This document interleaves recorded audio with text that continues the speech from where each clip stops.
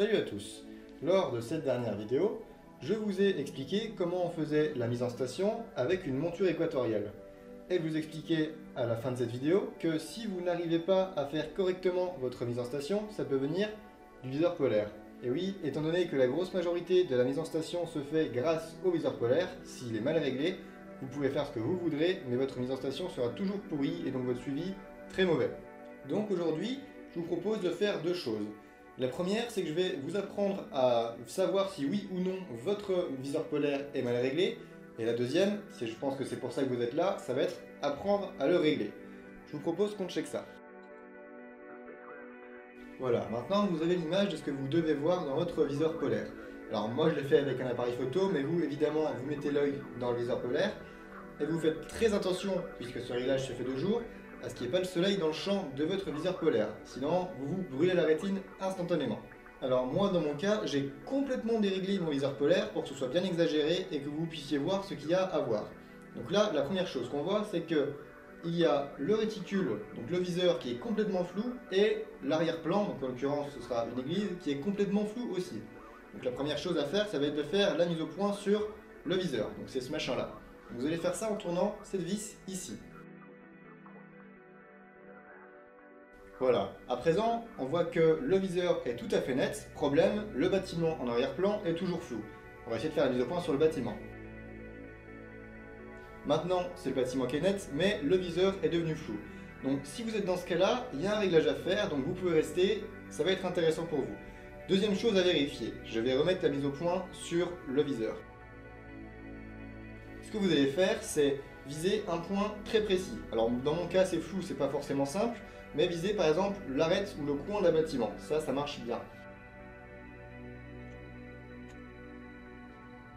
Voilà, là je vise très précisément le coin de cette église, et ce que vous allez faire, c'est que actuellement votre monture est dans une position, par exemple moi l'axe pointe vers le haut, et je vais le tourner de 90 degrés, et on va voir ce qui se passe.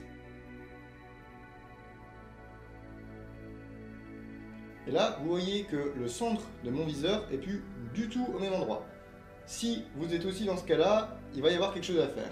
Alors à partir de maintenant, la vidéo va se couper en deux parties. La première où je vais vous expliquer physiquement comment fonctionne un viseur polaire, et la deuxième où je vous explique comment le régler. Je voudrais juste préciser une chose, lorsque vous allez faire le réglage de la mise au point du viseur polaire, il y a de très grandes chances que ça dérègle au moins un petit peu l'alignement du viseur polaire, qui est le second réglage. Et même si le réglage de la mise au point est relativement facile, le réglage de l'alignement, lui, est beaucoup moins trivial, surtout si vous n'êtes pas trop mécanique. Ça va vous demander beaucoup de patience et de finesse, et si votre objectif c'est pas de faire des temps de pause de plusieurs minutes, voire plusieurs dizaines de minutes, et que vous avez un décalage qui est vraiment pas trop grand, je vous conseille de le laisser comme c'est, comme ça vous risquez pas d'empirer la situation, ce qui serait vraiment dommage. Du coup, pour ceux qui s'intéressent à la mise au point du viseur polaire, ce que vous allez pouvoir faire, c'est que vous allez dévisser le viseur polaire de la monture. Pour ça, vous allez prendre la partie noire ici et vous allez dévisser. Donc ça va vous permettre de sortir le viseur polaire de la monture. Et donc voilà à quoi ressemble un viseur polaire une fois qu'il est sorti de sa monture. Et donc, basiquement, un viseur polaire, c'est une lunette. Je le rappelle, on a deux types d'instruments. Il y a les télescopes qui se basent sur des miroirs et les lunettes qui se basent sur des lentilles. Je vous propose qu'on démonte le viseur polaire pour voir un petit peu où sont ces lentilles. On va commencer par dévisser l'oculaire.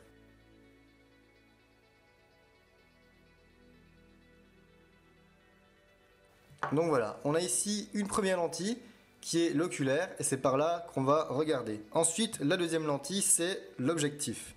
Et pensez bien à dévisser les trois vis que je vous entoure en rouge et qui permettent de bloquer l'objectif. Sinon, vous risquez d'endommager le filetage en forçant. Donc on retrouve ici l'objectif qui est une deuxième lentille et c'est par là que va rentrer la lumière. Et le troisième élément, c'est le réticule qui se trouve là-dedans. Donc je pense pas qu'on le voit, je vais vous mettre une image en macro, mais là-dedans on a une toute petite image et c'est le réticule qu'on voit quand on regarde dans l'oculaire. Ce réticule, il peut être bougé grâce à trois vis situées à 120 degrés les unes des autres. Donc en bougeant ces trois vis, on va pouvoir venir modifier sa position ici à l'intérieur de la bague, car il y a un petit peu de jeu. Pour bien expliquer comment fonctionnent les viseurs polaires, on va faire un tout petit peu d'optique. Alors je vous rassure, ça va être rapide, ne fuyez pas. Si on prend une lentille comme celle-ci, une lentille elle va être caractérisée par deux choses. On va avoir son diamètre, qui est tout simplement la taille de la lentille, donc ici on le voit très simplement. Et la deuxième chose, qui est moins facile à voir, c'est sa focale. Alors la focale, c'est un point qui est imaginaire, qui n'a pas de position physique, mais on peut le deviner de deux manières différentes. La première chose, si on a des rayons qui arrivent parallèles sur notre lentille. Parallèles, ça veut dire qu'ils viennent de très loin. Par exemple, le soleil, par exemple, une galaxie, ou même, dans notre cas, le toit d'une église situé à quelques dizaines de mètres, ça suffit. Donc ces rayons qui arrivent parallèles, ils vont focaliser au niveau du point focal de notre lentille. Et le fait qu'il soit focalisé, ça veut dire une chose, ça veut dire qu'on va être capable de voir l'image de l'objet qui a émis les rayons au niveau du point focal. Pour ça, je vous propose une petite expérience. L'avantage de cette expérience, c'est qu'elle est très simple. Vous avez ici une source de lumière, ici vous avez un objectif d'appareil photo, et cet objectif va projeter ici l'image de la source. Donc ici vous voyez, on a l'image de la lampe. Et si vous mettiez à cet endroit le capteur d'un appareil photo ou votre rétine, vous pourriez voir l'image nette. Donc voilà, c'est une expérience très simple que vous pouvez faire si vous avez des lentilles ou un objectif. Vous avez une source qui peut être à peu près n'importe quoi du moment que ça émet de la lumière. Vous avez un objectif ou une lentille et ça vous forme une jolie petite image. Donc première règle, des rayons qui arrivent de loin sont parallèles et focalisent au niveau du point focal d'une lentille. Deuxième règle maintenant. Alors la deuxième règle, c'est que si on a un objet qui est situé au niveau du point focal, alors quand je dis un objet, ça peut être une clé Allen, ça peut être une table, enfin n'importe quoi, un objet qui donc émet de la lumière qui va être émise par cet objet ressortira de la lentille parallèle. Donc voilà, je résume, les deux règles à connaître dans notre cas, ça va être un objet qui est très loin voit ses rayons parallèles focalisés dans le point focal d'une lentille, et un objet situé au niveau du point focal d'une lentille verra ses rayons ressortir parallèles.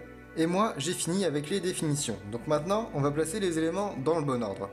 On a l'objectif qui est à l'avant et qui va recevoir la lumière. On a l'oculaire qui est derrière, par où on va regarder, et on va avoir notre réticule. Mais il manque un élément très important là-dedans, c'est celui qui va se placer là, et c'est notre œil. Alors, pour schématiser l'œil, je vais mettre tout simplement une lentille avec un écran, puisque notre œil c'est juste ça, c'est une lentille avec un écran qui va capter la lumière. On a donc les rayons qui vont arriver parallèles au niveau de l'objectif. L'objectif va venir les faire focaliser sur son point focal, et donc on aura ici une image. On aura l'image de l'objet, et pour qu'on puisse voir l'image nette sur notre œil, il faut que cette lentille fasse ressortir les rayons de cette image parallèles. Donc pour ça, il faut placer le point focal de cette lentille précisément sur cette image. Donc voilà, pour ce qui est de former l'image de l'objet qui est au loin, on a les rayons qui arrivent parallèles, il focalise ici on a une image, on a cette lentille qui projette cette image à l'infini, puis notre œil qui va focaliser cette image sur notre rétine.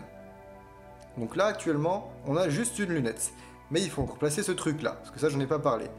Et bien, pour qu'on puisse voir le réticule net, je pense que vous me voyez venir, il faut le placer au niveau du point focal de l'oculaire. Comme ça, l'image du réticule sera projetée à l'infini, et il sera aussi net au niveau de notre œil.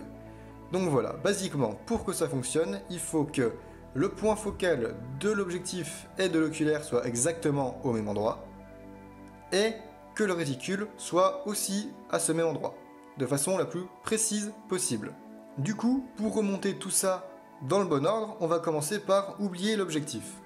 Ça, c'est le réglage qui se fait à la fin. On va commencer par remonter l'oculaire avec le réticule.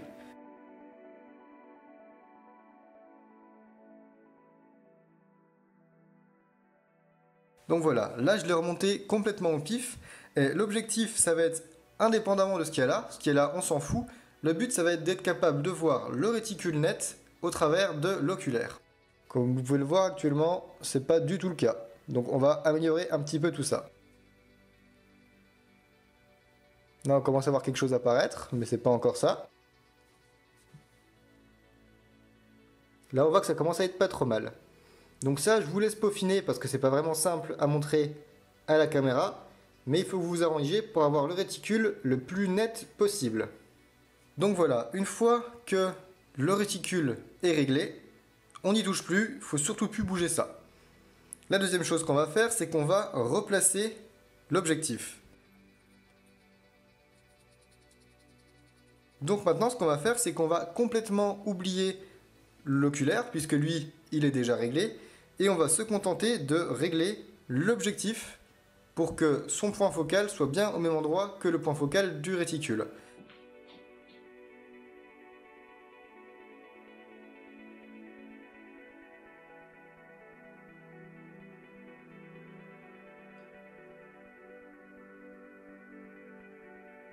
Voilà. Maintenant, je vois le réticule net au travers de l'oculaire. Par contre, il faut faire attention, parce que comme vous le savez, l'œil est capable de s'accommoder. On peut voir des choses de loin comme de près. Et ça affecte le réglage de l'oculaire. Du coup, ce que vous faites, c'est que vous allez regarder un bâtiment situé au loin. Vous regardez votre bâtiment, puis vous passez d'un coup votre œil dans votre oculaire. Et là, il y a deux choses qui peuvent se produire. Soit vous voyez le réticule net instantanément, dans ce cas c'est bon, soit vous voyez le réticule flou au début, puis votre œil va mettre une seconde ou deux à s'accommoder et vous le verrez net seulement à ce moment-là. Ça veut dire que votre réglage n'est pas encore parfait. Donc le but c'est de vous regarder le bâtiment au loin, vous passez votre œil dans l'oculaire, et il faut que le réticule soit net instantanément.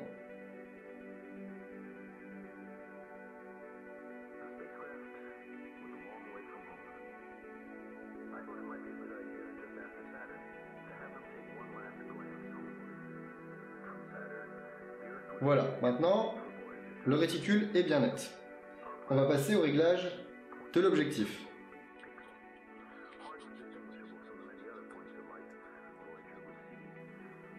Pendant que vous faites le réglage de l'objectif, pensez bien à ne pas bouger l'oculaire, sinon vous allez faire n'importe quoi. Donc maintenant, on va tourner uniquement l'objectif pour faire les réglages. Et là, le but, ça va être d'avoir un paysage net. Pour ça, il vous faut un bâtiment ou quoi que ce soit situé au loin. Dans l'idéal, si vous le faites de nuit et que vous le faites sur l'étoile polaire ou une autre étoile, ce sera le plus simple, parce qu'une étoile c'est un tout petit point, donc c'est facile de dire quand il est net ou pas. Moi je vais le faire sur un bâtiment, ça marche aussi, mais c'est un peu moins pratique.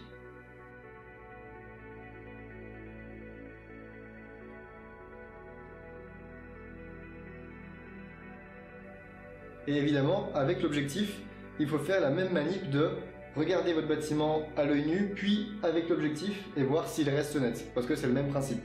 Une fois que vous estimez que vous êtes bon, pensez bien à resserrer les 3 vis à 120 degrés. Donc pour ça vous utilisez une clé Allen, vous allez devoir resserrer les 3 vis, puis on passe à la monture. Voilà, maintenant on arrive au deuxième réglage, celui de l'axe mécanique avec l'axe optique. Mais avant de faire ce réglage, il va y avoir une petite vérification à faire sur la mise au point. Alors même pour ceux qui ont sauté la partie mise au point, ça va être important pour vous. Ce que vous faites, c'est que vous regardez dans votre viseur, vous choisissez une cible, donc le bâtiment que vous avez choisi tout à l'heure pour faire votre vérification, et vous allez bouger la tête de gauche à droite. Donc vous visez l'angle de votre bâtiment, donc votre arête, et vous bougez la tête de gauche à droite et de haut en bas. Et là, il y a deux choses qui sont possibles. Soit votre viseur est très bien réglé, auquel cas le réticule et l'image vont bouger ensemble, il ne va pas y avoir de décalage, ils vont bouger dans le champ mais ils vont bouger ensemble. Soit le réticule et l'image vont bouger mais avec un petit décalage, donc ça va faire hop, hop, hop. Dans ce cas, vous allez pouvoir peaufiner votre réglage. Donc maintenant, on va passer au réglage vraiment de l'alignement de l'axe optique et de l'axe mécanique.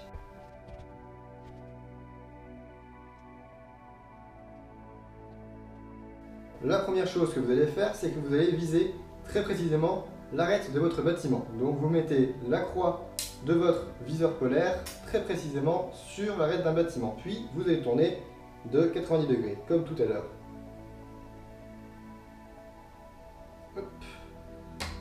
Et là, vous voyez que votre réticule a bougé.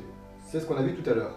Donc maintenant, il va vous falloir une clé Allen et vous avez au niveau de votre viseur polaire 3 vis à 120 degrés que vous allez pouvoir bouger. Ces 3 vis à 120 degrés, elles vont permettre de bouger le réticule dans toutes les directions possibles à l'intérieur du viseur polaire. Et donc là, l'objectif, vous voyez qu'il y a une erreur qui est de cette distance. Et l'objectif, ça va être de corriger de la moitié de l'erreur. Donc l'objectif, ça va être de mettre le centre de la croix du viseur polaire ici. Alors soyez très prudent quand vous vissez et dévissez le réticule. Parce que si vous dévissez trop votre vis, il est possible que le réticule tombe dans le viseur polaire. Alors dans ce cas-là, il faut le rouvrir et remettre le réticule en place, c'est pas trop dur.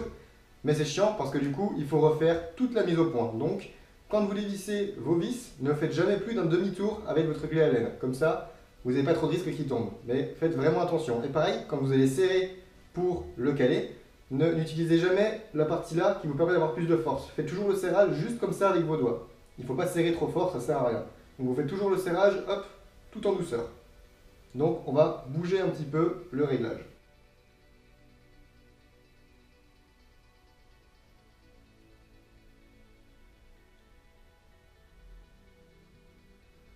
Donc voilà, là je pense que j'ai à peu près corrigé de la moitié. Ce que je fais, c'est que je vais à nouveau viser le bâtiment avec le centre de mon réticule. Voilà, et je vais retourner de 90 degrés vers le haut. Donc là, vous voyez, vous avez toujours de l'erreur.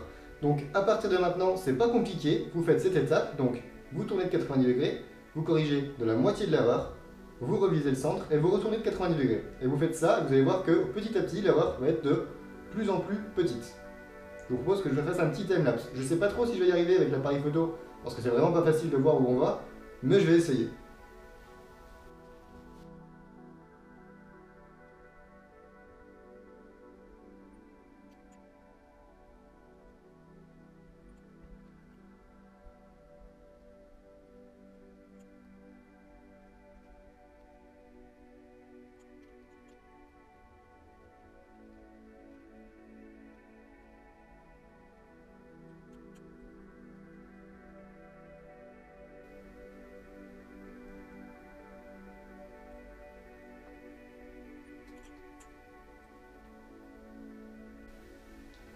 Et voilà, là ça commence à être vraiment pas mal. Alors je vous remets une petite image, au début, quand je tournais de 90 degrés, il se passait ça.